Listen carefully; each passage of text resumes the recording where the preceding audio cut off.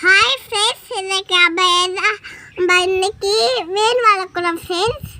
எப்படி பண்ணலாம் பார்ப்போம். உள்ள பாருங்கள்.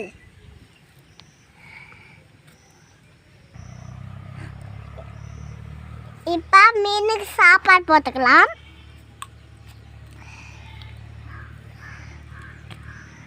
எப்படி சாப்பிட்றதுன்னு பாருங்களே. நிறைய ஃபிஷ்ஷு வர்ற பாருங்க.